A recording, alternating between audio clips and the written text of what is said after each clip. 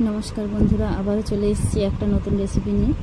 দেখুন আজকে আমি বানাচ্ছি বরবটি বাটা, আবার অনেকে এটাকে ভর্তা বলে থাকে, তো আপনারা যেটাই খুশি বলতে পারেন। তো দেখুন আমি কিভাবে বানাচ্ছি। প্রথমে গোটা বরবটি আমি ধুয়ে নিয়েছি, নিয়ে কড়াইতে জল দিয়ে তার মধ্যে সেদ্ধ করতে দিয়ে দিয়েছি। আমি কিন্তু গোটা বরবটি দিচ্ছি, বরবটিটা কেটে দিচ্ছি না। কেটে দিলে ওর মধ্যে মিষ্টি স্বাদটা চলে যাবে এবং ভেতরে প্রচুর পরিমাণে জল ঢুকে যাবে, তাই আমি গোটাই সেদ্ধ দিয়ে দিচ্ছি। এভাবে দেখুন আমার সেদ্ধটা হয়ে গেছে। সেদ্ধ হয়ে যেতে আমি ওটাকে তুলে জল ঝরিয়ে নিয়েছি, যে জলটা ছিল ঝরিয়ে নিয়েছি। তার মধ্যে কড়াইতে আমি তেল দিয়ে দিয়েছি দুটো শুকনো লঙ্কা। আপনারা বাড়িতে কাঁচা লঙ্কা থাকলে কাঁচা লঙ্কাও দিয়ে দিতে পারেন। আমার বাড়িতে কাঁচা লঙ্কা ছিল না, শুকনো লঙ্কা ছিল, তাই আমি শুকনো লঙ্কা দিয়ে দিয়েছি। কয়েক কোয়া রসুন ছাড়িয়ে নিয়েছি, রসুন দিয়ে দিয়েছি। কিছুটা পেঁয়াজ দিয়ে দিয়েছি, একটা ছোট পেঁয়াজ দিয়েছি। দিয়ে আমি ওটাকে ভালো করে ভেজে নিচ্ছি। হালকা লাল লাল ভাজা হয়ে গেলে ওর মধ্যে দিয়ে দেবো কালো জিরে। কালো জিরেটাকেও আমি হালকা করে ভেজে নেব। ভেজে আমি ওটাকে শিলনোড়াতে ভালো করে বেটে নেব।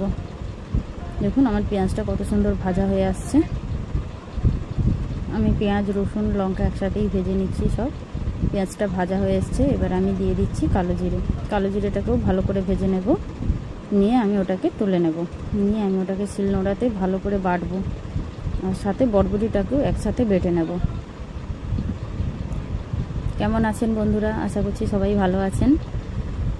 সবাই জানাবেন, বাড়িতে এই রেসিপিটা করে খেয়ে দেখবেন, খুবই ভালো লাগবে। যাদের মুখে স্বাদ নেই একদম, হয়তো জ্বর টর হয়েছিল, তো তারা এই রেসিপিটা করে খেয়ে দেখবেন, অবশ্যই মুখে স্বাদ ফিরে আসবে এবং খেতে খুব ভালো লাগবে। যারা ভাত খেতে পারছেন না তারাও গরম গরম ভাতে এটা মেখে খাবেন, অসাধারণ লাগবে খেতে। আমার বাটাটা হয়ে গেছে, শিলনোড়াতে আমি প্রথমে বেটে নিয়েছি।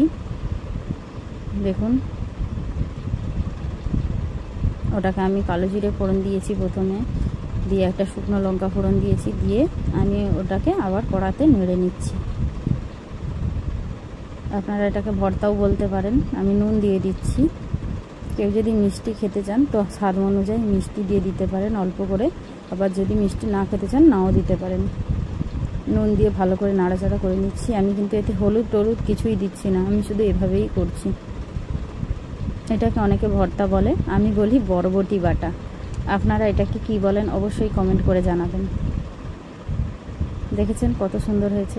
টাটা বন্ধুরা, দেখা হচ্ছে পরের ভিডিওতে। এটা অবশ্যই ভাত দিয়ে মেখে খেয়ে দেখবেন, খুবই ভালো লাগবে।